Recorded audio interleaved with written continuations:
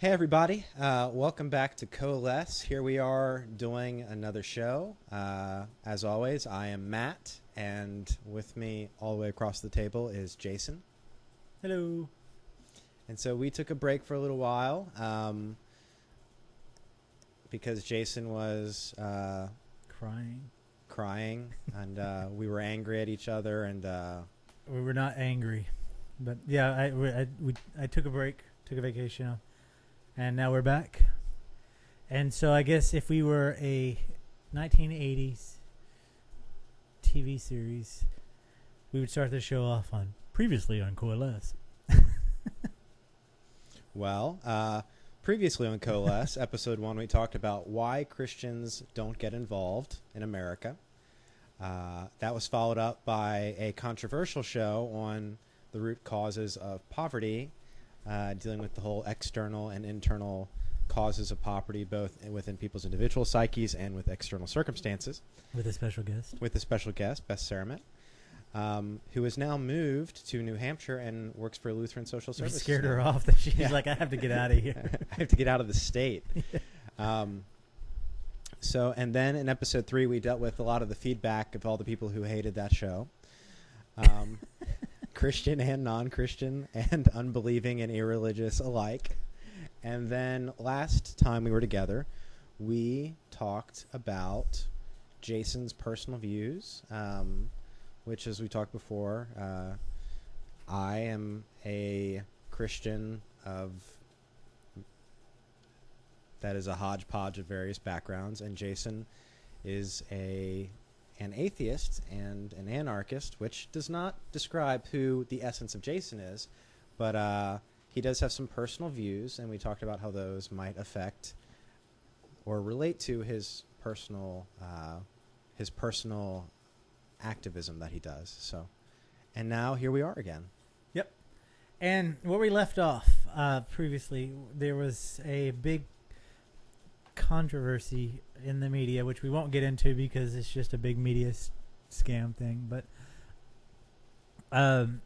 the issue that's been going on longer than this marketing campaign that happened, that got a lot of people on both sides of the fence very upset with one another, is an issue about gay marriage, the homosexual lifestyle, transgender, and it is a very, very, very touchy and heated subject. And I was thinking,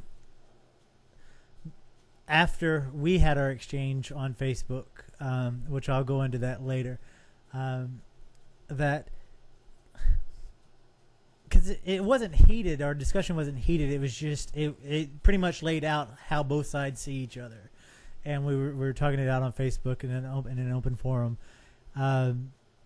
So I was thinking to myself, after we had that, and we had this long break after that, is how does this fall into what we're trying to do with the show? Because really, we talk about we do this show because we want to come together on common grounds to rid the world of poverty, of slavery, and just of injustice, trafficking, and I was like, well, we shouldn't talk about this subject because we talk about trafficking and stuff, and it doesn't fit into it. And then I was thinking about it more, and I was like, yes, it really does fit into it, because that is the foundation of this show, is how can we come together on issues when there are other issues within our library that we are so polar opposites on. And so in the interest of, I hope, and I know it won't happen on this show, to help bring a brighter light to the issue, to understand both sides, I want to dedicate at least the first half of this show to homosexuality, the non-secular and the secular view of homosexuality. And you wrote a blog post on your embraceparadox.tumblr.com. Yep. And it was short. I mean, it wasn't like it was a long rant. It was short, sweet, and to the point to it. But it really from your friends and from mine, it kind of, people were saying it was out of character with you, and you compared, you pulled the abortion card on comparing it to homosexuality, which is a card higher than king but lower than ace. Yes, in case. but and so I don't want to get into pointing fingers and saying you said this, you said that, you said this, and then dissect everything that you've said. I would think that it would be more constructive if we start this conversation on what is the biblical view that you hold on homosexuality, right or wrong. It doesn't. I mean, your core belief, not what your friends have, or what the church says, or what other organized groups that you associate with believe. What are your core views on? And just tell us what your core views on, and if it's biblical based, please describe why that, so I can have a better understanding. Okay. Let me say that this was actually a topic that I don't like addressing in secular settings, because when it comes to the issue of whether or not Christians should legislate sexual morality in the public sphere, or the institution of marriage in a secular government, I don't like addressing that in the public forum, because it's honestly the issue that I know that if you cut me deep enough,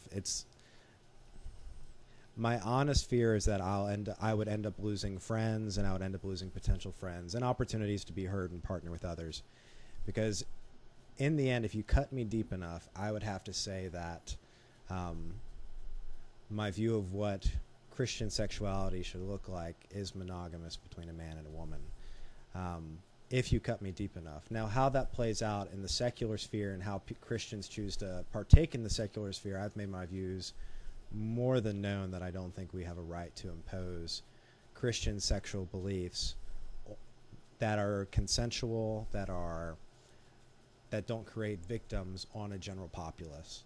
And before you go on, just to make sure I clearly understand what you're saying that face value, and because you see the overall injustice of it, you support homosexual lifestyle in terms of, you see that it shouldn't be a discussion in the political realm coming from the Christian point of view. But at the end of the day, if you had to pick a side, you would pick a side with heterosexual man and woman definition of marriage. I would, yes, I would, but I wouldn't say that should be legislated in the secular government. I would say that if people want to get married in the U.S. to a partner of the same sex, they should go ahead and do it.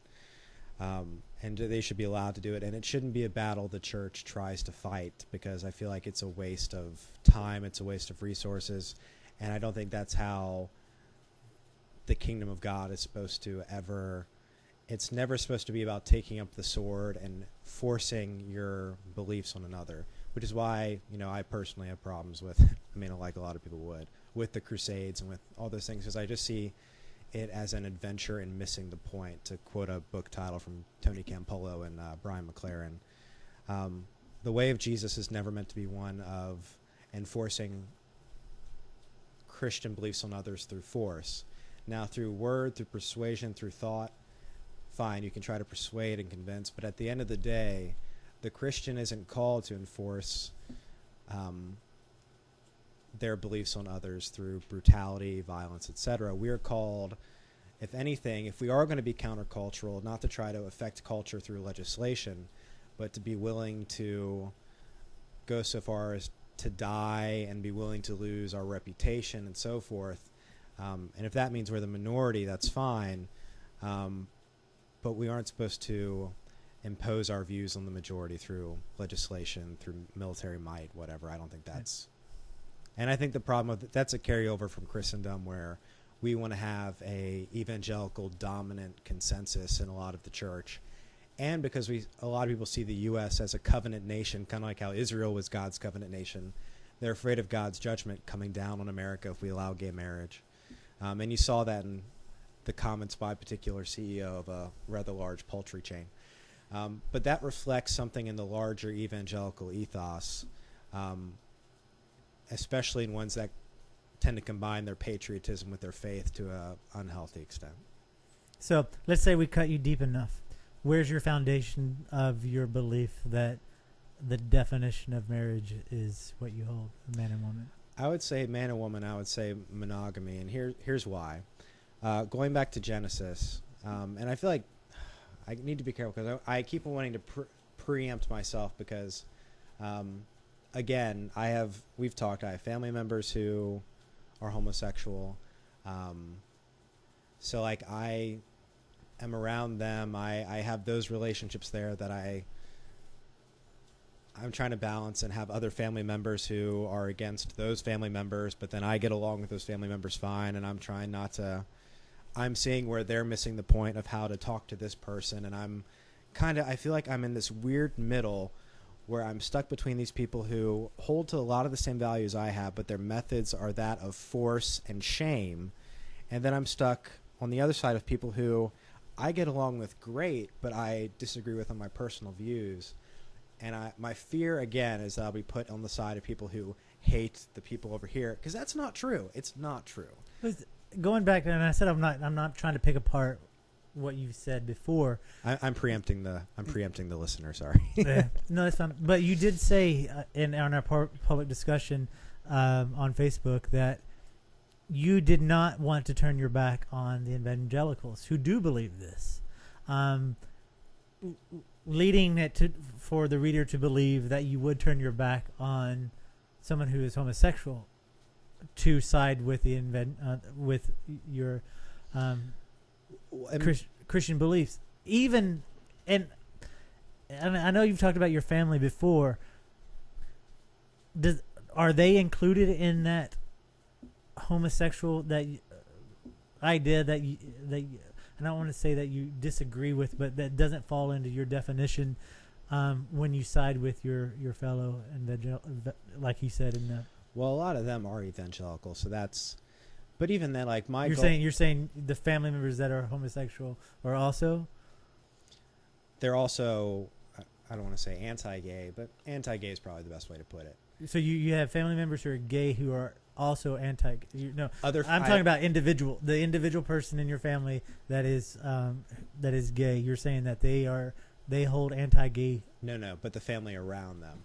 But what I'm asking is, would you turn your back on that family member the same way that you said that you would in the public discussion on other homosexuals to side with your fellow brethren of Christian belief? Well, when I say I wouldn't turn my back, I mean I'm not going to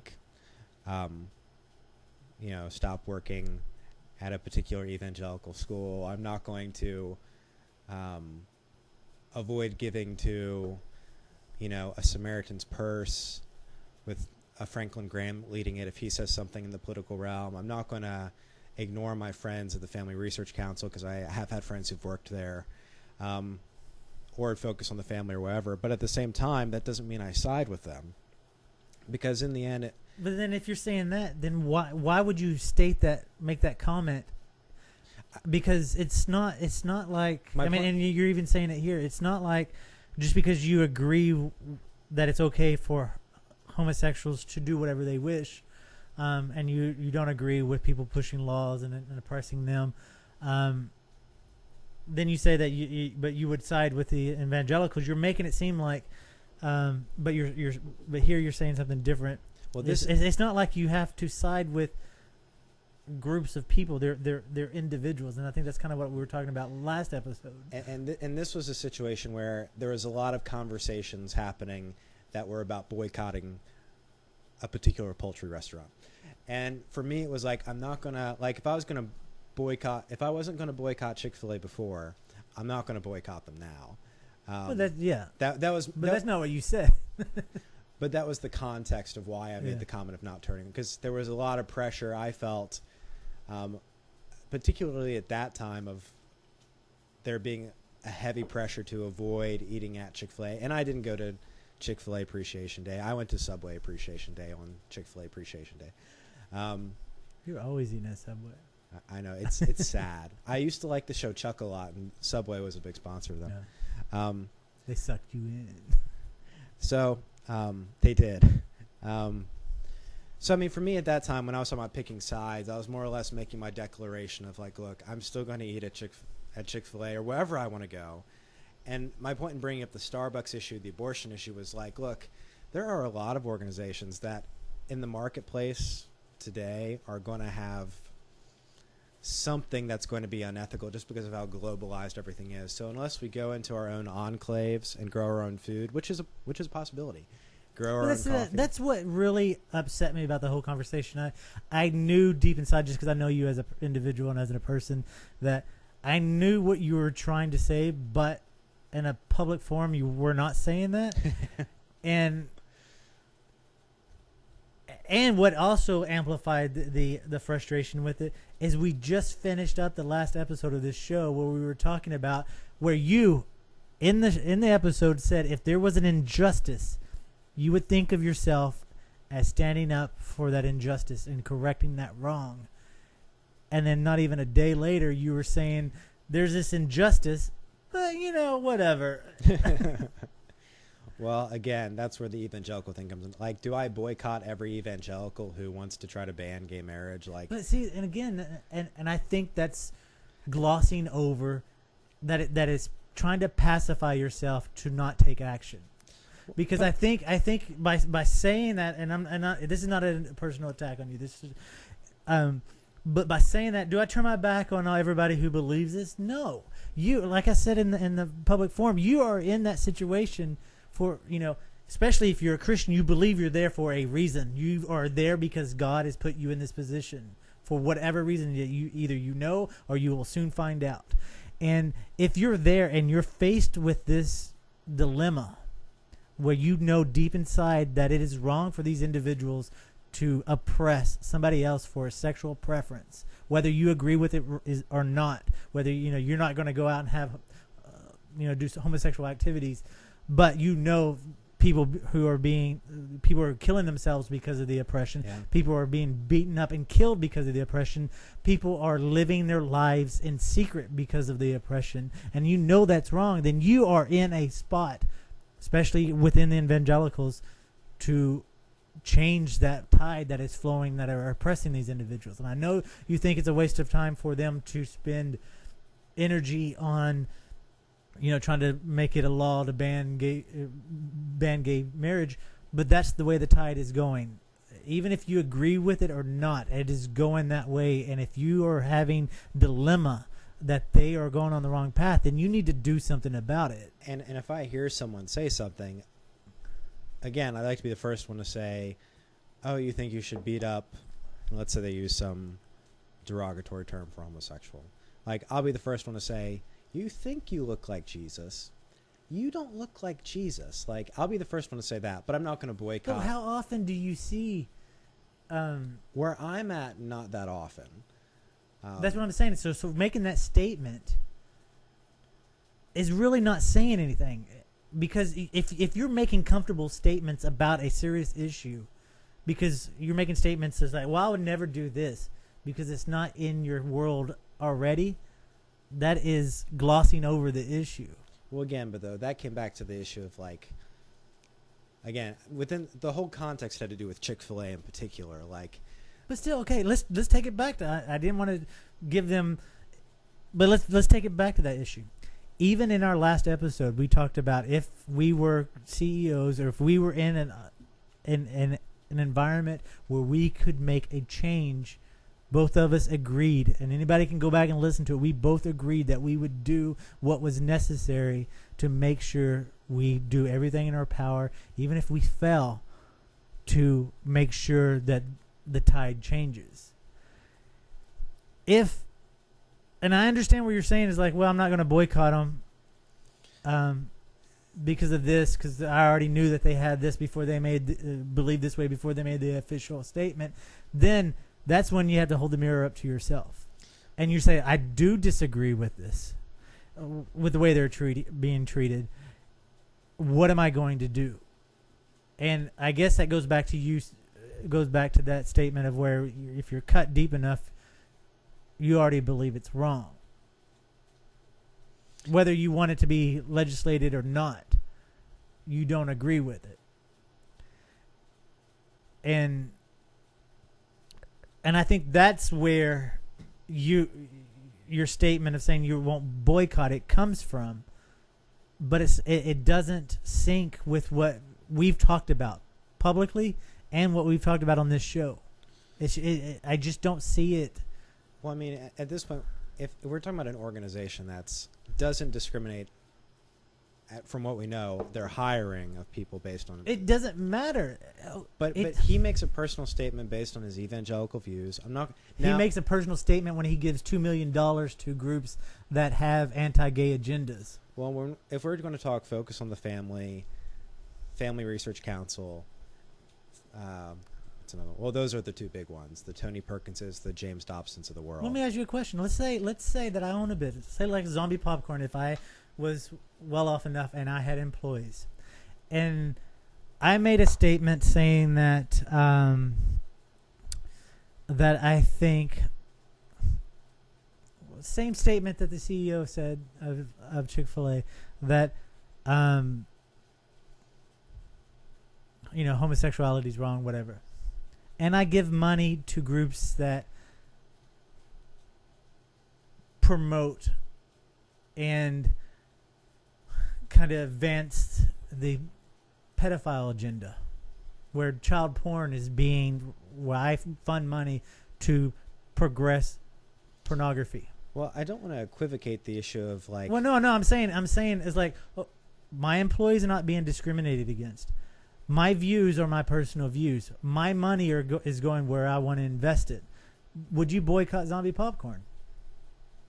If you were giving to pedophilia. Let's just say if it's pornography. Let's just say that pornography, and that's relevant to the show because we know human trafficking, one of the largest industries, is in the porn industry.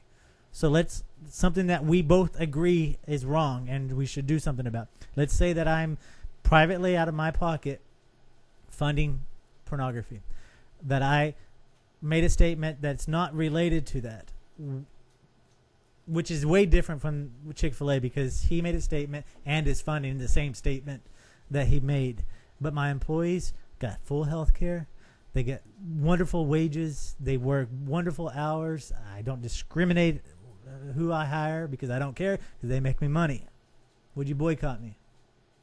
Well, at this point, though, you're talking about a large chunk of evangelicalism. Now, I might disagree with you. I guess that's the problem I don't understand. Sorry, but I mean, if you're going to ask me about evangelical methods of like trying to legislate Christian sexuality, I think it's wrong. Like, but I don't think it's like. I don't see it as like boycott worthy on my end if I'm a fellow evangelical who holds similar views of sexuality. But at the same time, it's like you're just trying to beat people over the head. Like even within Christian circles, you have two groups. You'll have the staunch, and apparently I'll do this through bottle caps. I don't know if you have the staunch Dobson, Falwell types, who other Christians who might even hold the same doctrinal beliefs think their attitude is terrible and think that they come across as ignorant. Like, okay, these people might believe the Bible is inspired, but they might only believe in the King James. These people go, higher critics say the NRSV is better.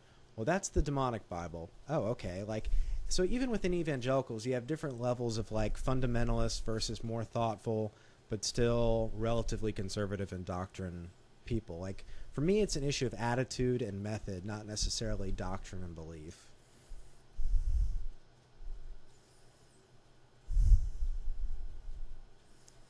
And maybe that's the puzzle that I'm not piece of the puzzle that I'm not seeing. And maybe I'm trying to put too much into it because bottom line is you don't agree with homosexuality, so therefore you don't see a reason to boycott companies who CEO happens to believe that homosexuality is wrong. I don't see the need to boycott them. What I do see is the need to address Christianity as a whole and say, well, how would you do that with this situation like this? I mean, again, I didn't want to make it this because it's a bigger picture. It's more than just this one company. It's multiple. It's a huge. It's the Christians pushing this on to oppress people because of a sexual preference. When marriage has nothing to do in the state's eye with religion. You can go down to the justice of the peace and get married, and there's no religious foundation to that. Christians want to hold on to their idea of a Christian nation, and they think that they see themselves as holding back the tide. So whenever they start a religious institution or a business or a church, this is them starting something to spread the word, to hold back the tide. Certainly, not everyone, but definitely certain groups I'm within who are fighting to keep crosses on public property, which that's a whole other debate. But the groups who will tend to fight those, the ACLJs of the world, certain people who used to be presidential candidates for the Christian right, the moral majority, like these guys see themselves as carrying on the legacy of the founding fathers and maintaining a Christian majority. And the problem I see with that is they're not creating real conversion. They're creating nominal civic religion, which doesn't please God anyway. For me, the whole issue... Then answer me. Like, every time someone wants to make Christianity about power and overcoming culture and confronting culture, I'm not sure if that's the real point of Christianity. Well, and I agree with you with that. Now, if you're going to be Christian, that does mean something. Like, that does mean a distinction. Like, look, man, you can be a Christian if you want to. Here's what it means. Like, this is then tell me, where is it in the Christian doctrine that defines marriage and the way that you see it? Where is it in the teachings? And I guess that would be the Bible in terms of where you would get your guidance from. Where is that?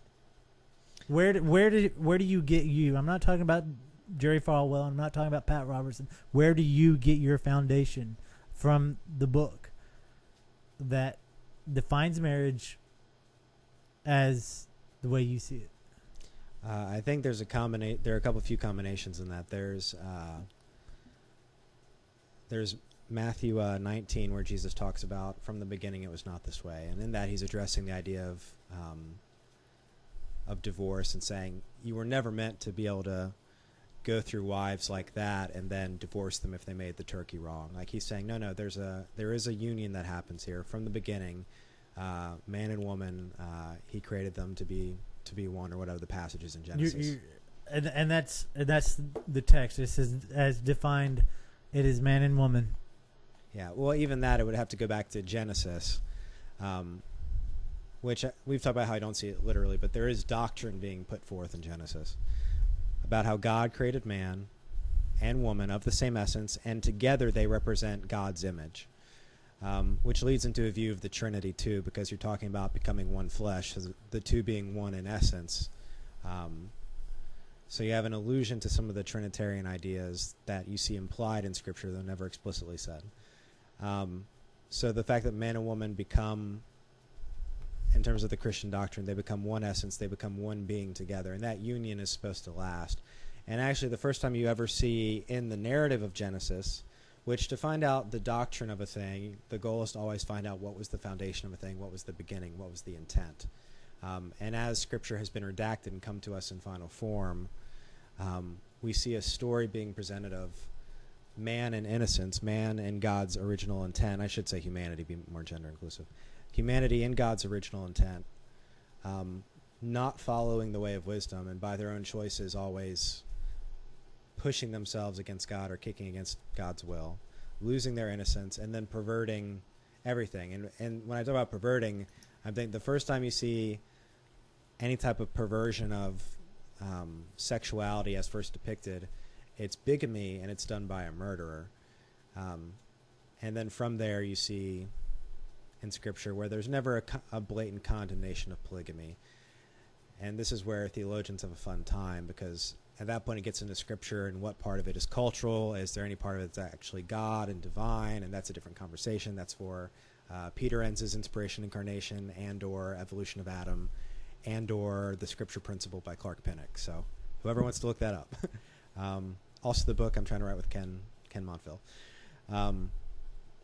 But as far as like how doctrine is formulated, you look at the original intent. You don't accept every form of marriage you see accommodated in the ancient Near Eastern worldview as being God's stamp of approval on it. Because you never really see God say, have many wives. Like, that's never an explicit commandment. And then when you get into the New Testament, you see the swing back towards monogamy in Judaism. So for the Christian, if you're going to believe the text is in any way inspired, if you're going to believe that Jesus was the Son of God or inspired by God, a prophet of God, you see him condoning the first institution of marriage. And you see the leaders of the church being called to live a monogamous life with one woman, not in polygamous relationships, not, picking and choosing wives and dropping one to marry another. And divorce is very much spoken against. So it's the idea that union matters. Like, that's the whole point of part of the Genesis narrative. That's part of what you see in sexuality there at the beginning of the story. You see the intent of it being for, number one, to not be alone, number two, to propagate the species. And you see it as these two becoming one, and that union not being trifled with, not being broken, not being separated. And there's an equality there, too, at the beginning that is also lost. And, hierarchy is a result of man's perversion, not God's intent. So, if you ask anybody, if we could go up to people on the street and you ask people what are your views of the teachings of Jesus? What if you could summarize it in one word? What would people say? I would imagine that people would say love, compassion, forgiveness, not judging. Yeah, all these great things that we try to,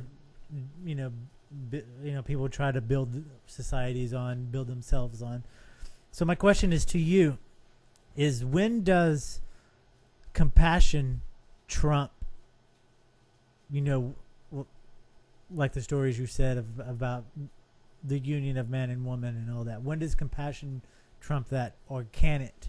Can the teachings of Jesus of love and compassion and forgiveness trump the definition of what it's supposed to be man and woman? Meaning, instead of being mad at a individual who was created in the Christian worldview by God, when is the compassion for those individuals that it may go against what the Bible says? It's like he wants to be with a man, or he or she wants to be with a woman. When does the Christian compassion trump? Well, marriage is supposed to be man and woman, or can that happen?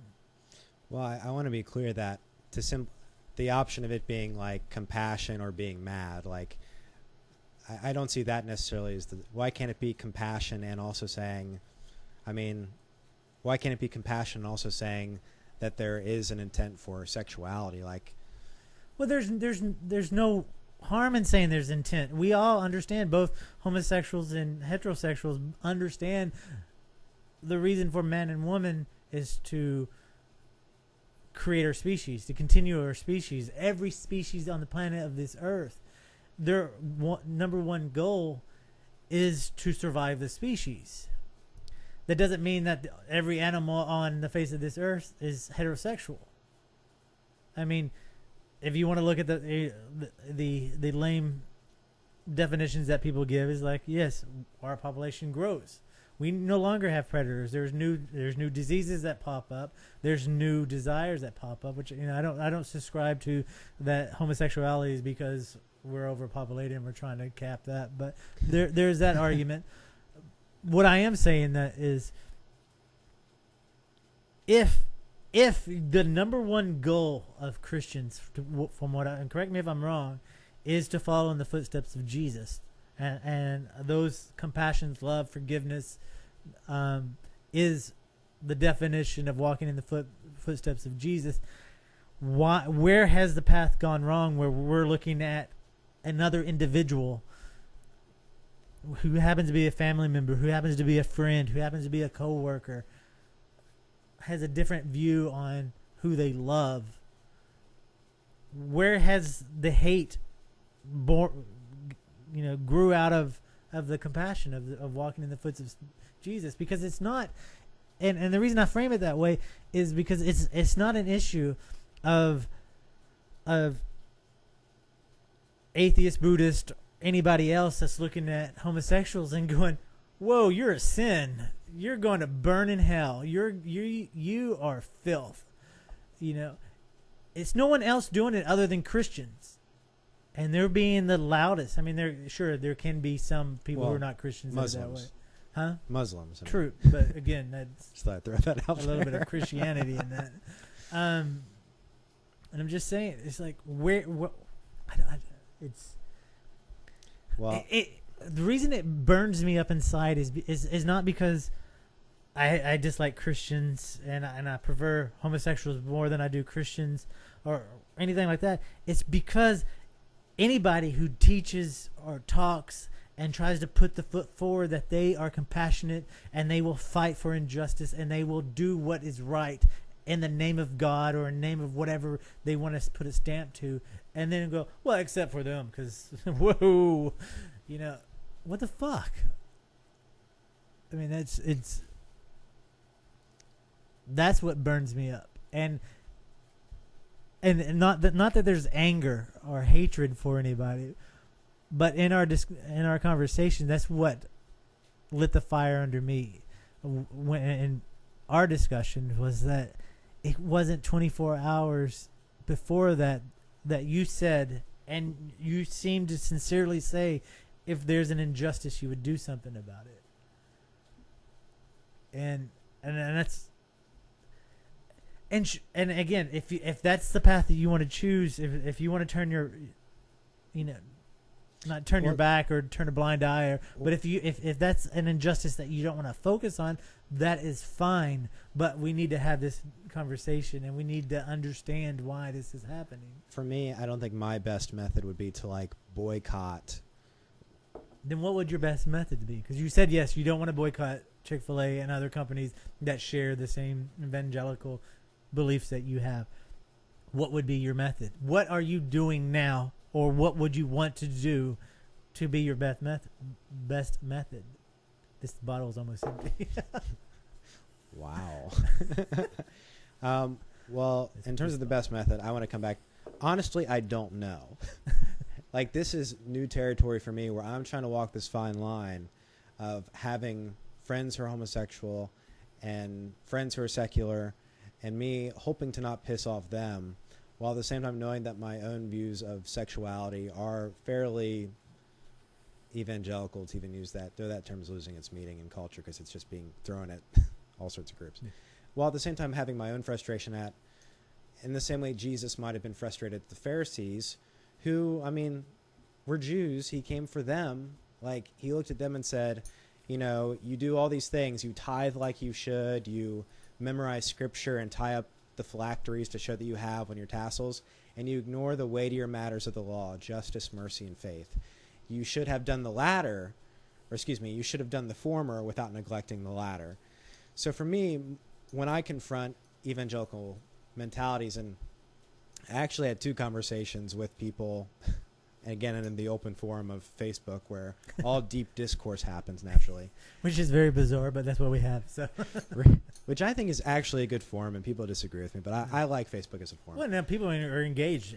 Once people become engaged, that's a great thing. Doesn't matter where it's from. But anyway, go ahead. But I posted this one, and initially, my biggest argument against the whole thing is when people equivocate not eating shellfish with homosexuality, and just the Bible's views of sexuality and the Bible's views of kosher laws. Those are 2 very different theological topics, which we don't have time to discuss tonight. We can on another show. We can. That's not putting it off. And my biggest thing was like, you can't say that. And then I had a bunch of people commenting on it. And eventually we got into a theistic evolutionist conversation. And I was like, you know, other animals. And I brought up the population cap theory. I was like, well, we're not animals. We're, you know, and I was like, well, we're kind of animals. We really are. Kinsey scale, like, you know, and I brought up all that stuff. And so we went back and forth, and it became very obvious to me that I have a lot of potential personally to piss off a lot of Christian people and a lot of irreligious, non-religious people. Like, and so for me, when I talk to religious people, it's in that spirit of like, I'm a part of you, but you're missing something here. Like, this isn't it, which is a different way of dealing with it than. And that's what I think is your strongest point within fighting this oppression within your ranks And I say that because... And there are groups who go to the gay pride parades or whatever. There are the ones who stand up angry. Let's be clear. Most Christians I know are really pissed off at the street preachers who stand there and tell, like, the Westboro about. Like, let's be clear about that. That's no, and I would never lump you in with the Westboro Baptist Church. I don't think anybody would lump anybody in with the Westboro Baptist Church. If they do, they're playing the Hitler card, and it's just nonsense. But in this case, you also have churches that have started to go recently and hold up signs that say, "I'm sorry the church hurt you." Well, there's a documentary I watched last night, and then I sent to the Non-Religious Life guys called "Jesus Save Me from Your Followers," which I thought was going to be a good documentary, but no. And he set up a booth at Gay Pride and set their confession booth and apologized for the church and apologized for the... And, there's a lot of people crying and a lot of people going, "Oh, well, thank you for saying that. Nobody, if Christian has ever said that." And I think the strongest statement was an individual saying, "You can't apologize for the church. You can't apologize for God. You cannot apologize. You can only apologize for yourself." And that's it. And that is the key to all of this. And that's another reason why I wanted to engage you on this, is because just saying that it's because it's the teachings of the masses and you're part of the mass does not do it a justice, because each and every person of that mass is an individual. And as Christian teachings, from my understanding, is you're supposed to reach out to your fellow neighbor to let them know of the great, afterlife, or, the great teachings and the great love and the great compassion and the great everything. And if you're not doing that amongst your ranks and saying it's the masses, you're doing an injustice to the teachings of Jesus. You're doing an injustice to the teachings that you are supposed to believe in. And I'm not saying you. I'm just saying... Right. Well, at this point, again, like, it's one thing for me to talk to people, to confront it, to try to influence the people I'm around who I'm able to influence, whether that's through what I write or what I do, or what I teach. But as far as me... protesting outside, the ACLJ office when they, take some. But again, you're simplifying the matters. You're not looking at yourself as an individual. You're looking at yourself as a mass. I'm looking at myself in a family context. Like, if I really believe the church is a family, then however impractical that is. Well, let's talk about family. I still have to look at it like I have aunts, I have uncles, I have people who believe or say stuff that embarrasses me at family picnics. Like I'm not sitting here looking for the churches. I'm not going into all the conservative Baptist churches that teach, that the Constitution is another inspired document. Like, I'm not going there. Well, then you should be in that. You should be in the heart of it. Let's talk about family. I will give an example of my family. I'm vegan. I grew up in Texas. My parents raised cattle, pigs, sheep, everything. We ate animals. That's what we did. We raised animals. I rode horses. I do not subscribe to that belief. It got to the point when I would go home for holidays that my parents would say, "Oh, I love this meat." This animal would be happy to die for this meat. Thinking it's really fucking funny, right? This is family, so it even hurts. The knife cuts a little bit deeper than if it was you saying it to me. So it took me to a point where I sat down at a dinner table with a video screen showing factory farm footage. It took me to the point of saying, if you can't respect, I don't come home. It took me to the point of having to stick, not turning my back on my family, but showing my face and making my voice heard to my family. Not telling them to go vegan. Not telling them that they are wrong in their belief of eating meat. But telling them, showing them, that if you can't respect me as an individual, if you can't respect me as what I view the world as, then you won't see me. We won't have this family. My mom is now vegan. We had a all vegan Thanksgiving. They accommodate. Sometimes it takes a kick in the shin to wake people up. And that's why it frustrates me. You know, the masses, especially if you look at them as a family, there's only one group of people that you can be yourself in and speak your mind. And sometimes it's not fun, but there's only one group of people that you can sit down, break down, and cry and spill your heart and spew your hatred, your anger, and your frustration with them, and they still love you the next day, and that's your family. And that doesn't mean that's your biological family. That's your spiritual family. That is your family of friends. And if you're in a circle where you can't do that, there's something fucked up about your family. You need to look at it.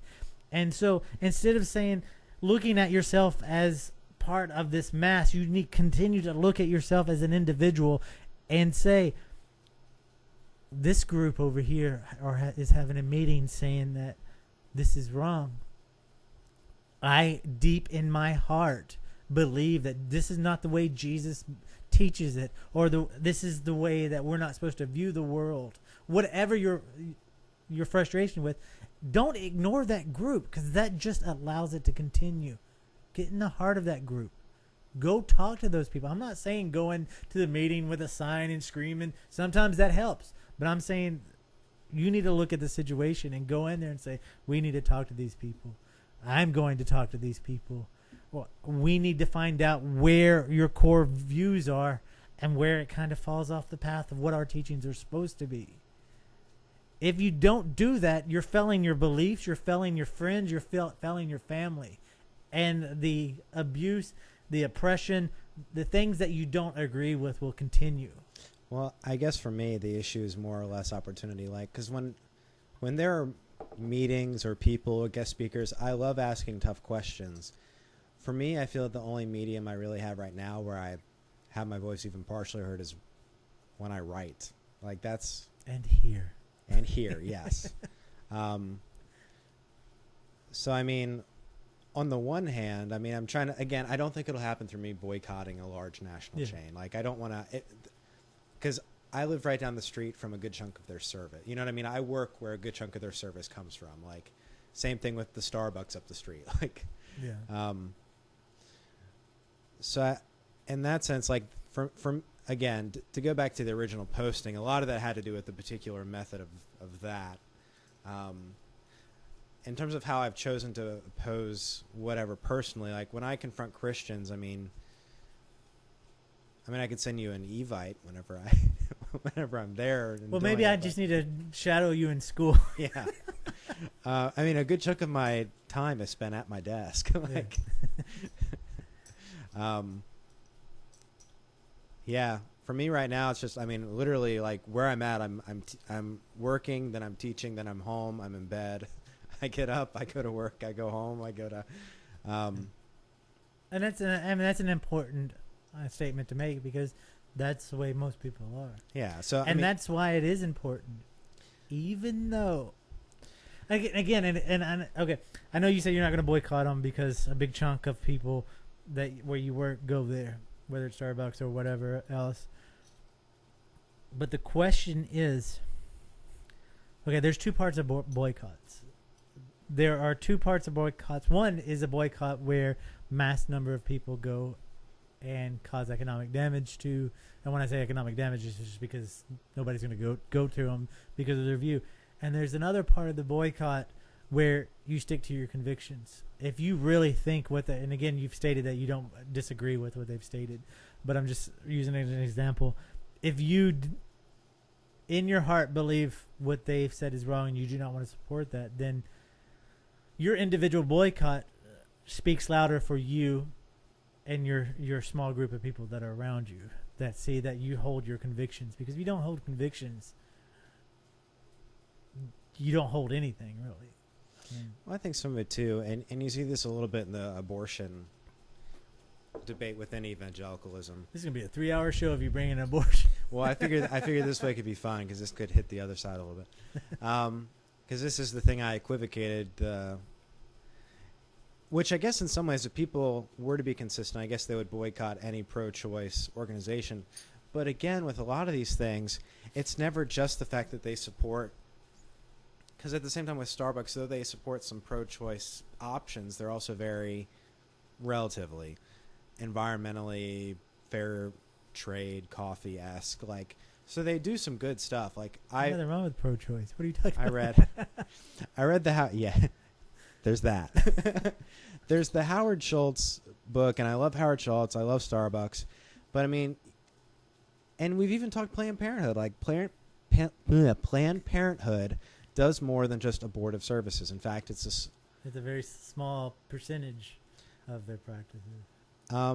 So I mean, there's that, and so that becomes like, but should a Christian boycott for that 3%, or should they use some of the other services like getting free condoms or what? I mean, like at what point, or getting free contraception, like, or cheap contraception? At what point is it enough to say, well, I mean, you want to boycott Planned Parenthood and try to go against that because you see it as an oppression to the fetus and, you know, prenatal whatever? Then you should do it. I support Planned Parenthood 100%. I love everything they do. And I will tell you, if you are a Christian and you disagree with the small percentage of practice they do, which is abortion, then boycott them. Don't go to them. Do not go spend 1 penny at Planned Parenthood. Because it goes back to what I was saying earlier, your convictions, your beliefs. I mean, because that's all it comes down to. When we're at this table, you just have a belief that you stamp a name of Jesus on it. I have a belief that there's things that we share that we agree with. We agree with slavery is wrong. We agree with human trafficking is wrong. The only difference between our definition is you're like, it's wrong because stamp Jesus. And I'm like, it's wrong because stamp, I believe in human rights. Or whatever definition stamp that I would put on it. I believe I blogged about this. It's not just the stamped Jesus. It is the stamped Jesus. It's not. Because human beings are lazy. They get selfish. I get selfish. The whole point of like there being God in the picture is God creates human beings with intent. Like human beings are made with intent. And any removal of that intent or deviation from that intent is sin. It's missing the mark of the intent. So if one sees injustice, which the injustice itself is a sin, it's a missing of the mark, it's an evil, then at that point, it's up to the Christian to live according to God's intent to correct that justice. And by not correcting that justice, that natural way we're supposed to live, because people are lazy, they put on blinders, they don't do whatever, God is there to bring people back. I mean, that's the thing, is I see people as in need of a savior to bring them back to original intent. And I think... And not only that, but it's not just about the actions they do, but it's about the relationship with the God. It's about a relationship that they can have with the God who made them. So, like, there's a lot more to it than just me saying, well, I need a book to live by. Well, I'm not saying that. I'm saying that, but Jesus. What you just said is a little like, more than that. What you just said there is,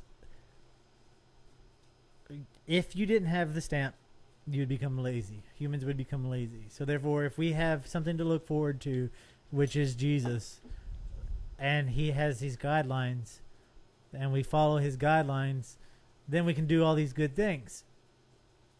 And people can do good things without Jesus. Well, I'm not disputing that. Well, I know, but I'm just saying I'm using the stamp as, okay, you're Christian. I'm not. I do things for this reason, whatever that reason is. USDA. 100% approved, grade A over here. Whatever the stamp may be. The only difference between our views of why things are wrong and why we should fight for them is because of whatever stamp we put on it. And I'm not trying to undermine your belief in Jesus or God. I just wanted to because it's silly. No, hey. Okay, so you would go with the whole thing of boycotting. I guess for me, some of these industries and some of the corporate stuff just seems so big. Because it all gets intertwined. Like at some level, like aren't all these corporations just giving to all these various causes? They are. But again, it goes back to, let's say, the old Christian paradigm that I've been told from day one. The day you die, or in some other stories, when Judgment Day arrives, you're standing at the gates. You're going to be asked, or you're going to be in the book, you're going to be asked, what good works have you done? The non-religious side of that is when you go to sleep at night, when you lay your head on the pillow at night, what have you done during the day that you are proud of, or that was of good works? Both sides of the fence. When you are judged, taking the Christian side of it, and the question that has always been taught to me on the Christian side is like, did you follow my teachings? Speaking from God, did you follow what I taught you? Which is, from my understanding, as we said earlier, love, compassion, all that, helping the oppressed. It's like the biggest thing that Christians always say, well, Jesus hung out with prostitutes. Jesus hung out with the poor. Jesus hung out with the lessers. Why did he do that? Because of his compassion, because of his love. So we're on Judgment Day. And when he asks you, have you done that? And you look deep inside yourself and say, well, I didn't agree with what this company did or what this company believes in.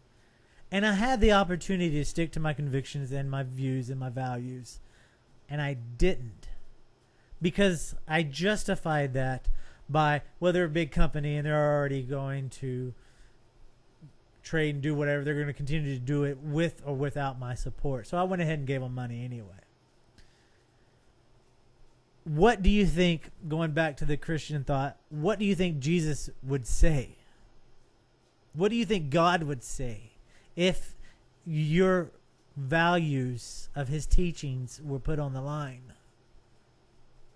And you knowing that you do not agree with whatever company is supporting sex slaves, supporting oppression of individuals, knowing that is wrong, but you still say, well, I'll give them my money.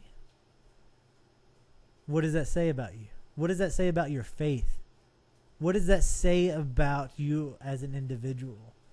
And I'm not saying this towards Christians. I'm saying this towards anarchists, atheists, Christians, Buddhists.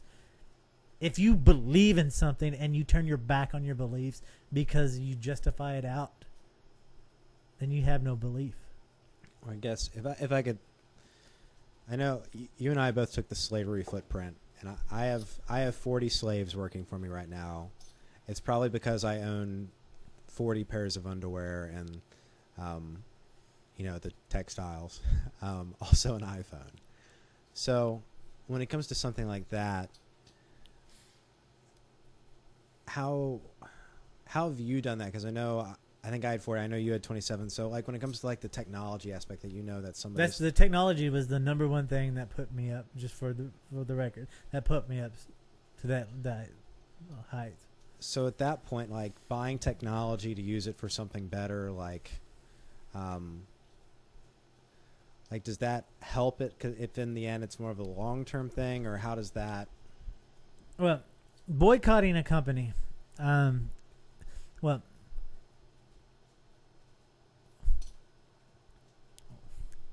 so you're asking, where's my justification of buying I'm asking, for the cameras, for the microphones? I'm asking, how do you do it? Like, how do you? Is it the research to make sure that all the companies are fair? Like, I do research a lot of companies. Again, I don't research all of them. But as soon as I find out about an injustice of a company, I no longer support that company. I don't own any Apple products, not strictly because of the sweatshops and all that. It's because, one, I don't personally enjoy Apple products. They don't fit into my lifestyle, so that makes it easy. So that would be, as we talked about earlier, of saying, yeah, boycott Apple because they support human trafficking or whatever. It's easy for me to say that because I don't care about Apple products, and for me to go out and propagate that would be wrong. Would be dishonest of me to do that to somebody. If I do find out about a company, well, let's go back to veganism, for example. Dr. Pepper. Being from Texas, if you know any Texas, the number one drink that they drink is Dr. Pepper. I don't know why. It's just because it's from Texas. It's just a drink. That's what we drink, right? Well, Dr. Pepper, there's another Dr. Pepper called Dublin Dr. Pepper. And let me back up, give backstory. I drank a shitload of Dr. Pepper. It was in the terms of legendary of how much Dr. Pepper when I would go on tours, people I'd never met in my life would bring me Dr. Peppers because they know how much I drink Dr. Pepper. And I love Dublin Dr. Pepper. Let me bring in that story. Dublin Dr. Pepper is in a very small town in Dublin, Texas. They're the only manufacturer that has the original formula of Dr. Pepper. It's very similar to the throwback Dr. Pepper that you see in the store that has the imperial sugar and stuff. It's very similar to that, but the recipe even goes back further than that. Awesome. Miley hated Dr. Pepper. I took her down to Dublin Dr. Pepper. She had it. She fell in love. She loved Dublin Dr. Pepper. Well, Dr. Pepper, the big company, decided to sue Dublin Dr. Pepper. And which makes this even worse is there's only, when you go to Dublin, Texas, there's three things in that town: fire department, post office, and the Dublin factory.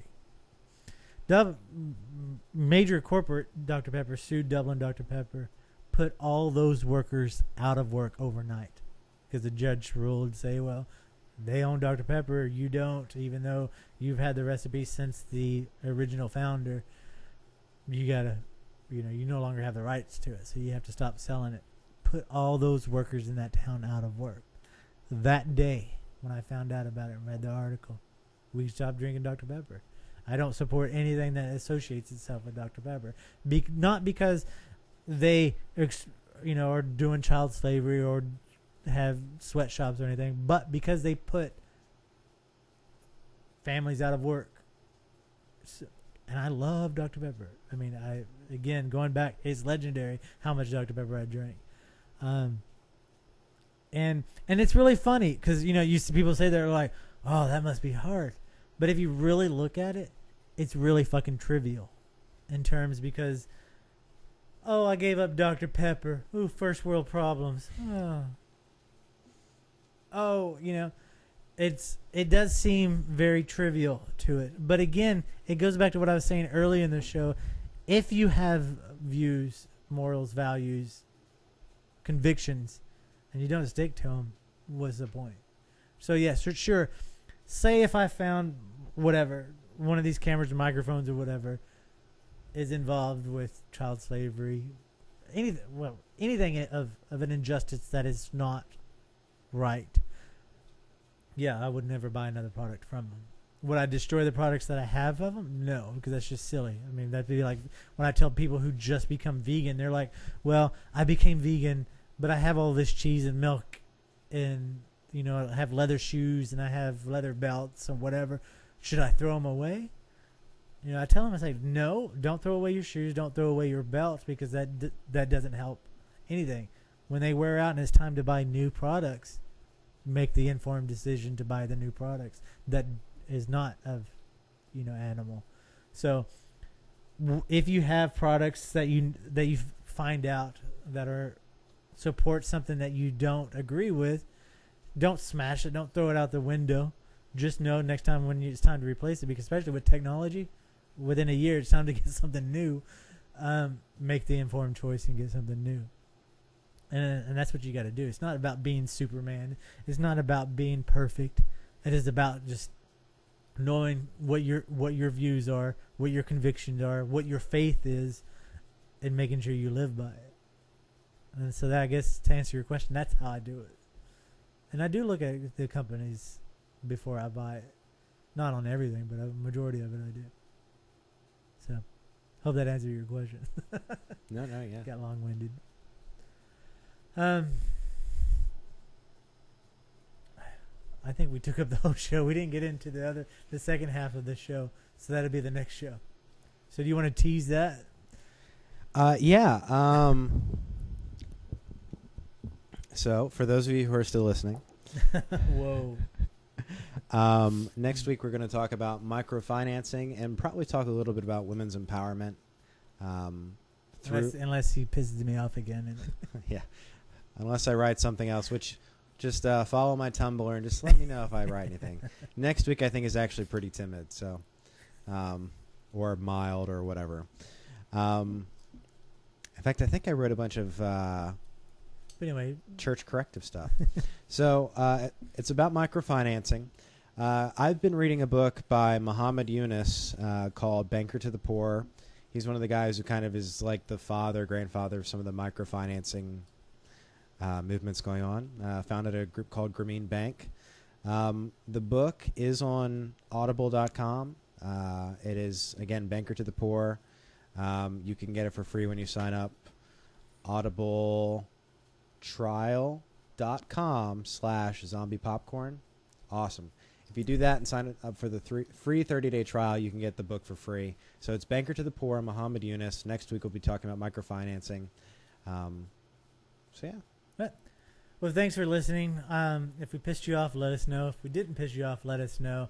Phone number, email, everything that you want to know to get in contact with us is on zombiepopcorn.com. Please do so. Let us know what you think, and we'll talk about it. Have a good night. Good night.